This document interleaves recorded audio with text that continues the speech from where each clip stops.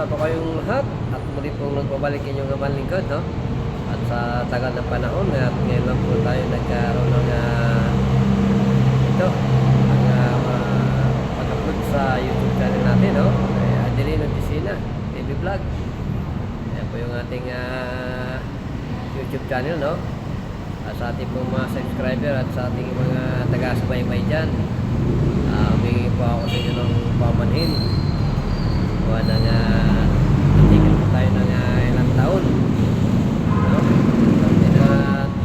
Natigil tayo sa pag-upload ng mga video sa ating pong YouTube channel. Kamusta po kayo natin, no? Sana po niling ko rin po sana medyo pong panoorin yung aking mga video, no? Para ma-monetize na tayo.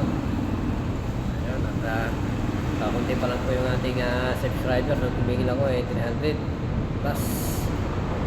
Kaya sana matulungan niya ako sa ating mga bagong mga subscriber dyan. At papasalamat din ako sa ating mga dating mga subscriber dyan. Patuloy po ako panoorin yung aking mga video, no?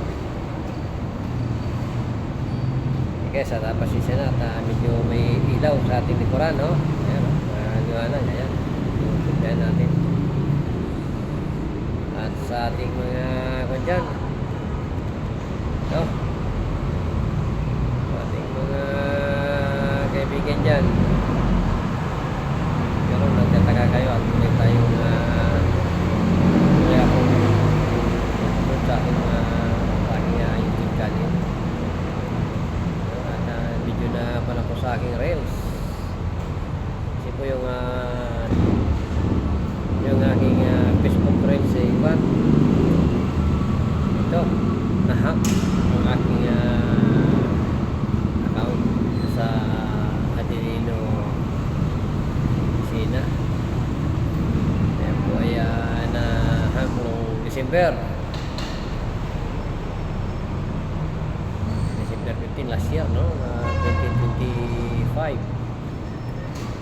Tanda-tanda ko pa yun, December 15. Nahack ko yung aking FB. May kita lang walang ganong naloko yung hacker, no? Pero lang sa akin, sa kayo akong pamangkin. Hindi na po nadagdagan yun. Kawawa naman po yung ating mga followers natin dyan. Sa lahat po ng ating mga kababayan dyan at sa ating mga subscriber dyan at huwag tayo pa sa ating mga ito sa kung kagad na magbibigay ng ito ng ating TV ang tawag doon para hindi po mahang yung ating account. Guys, at maraming salamat po at muli nang mabalik ang inyong malingkod Adelino TV Vlog.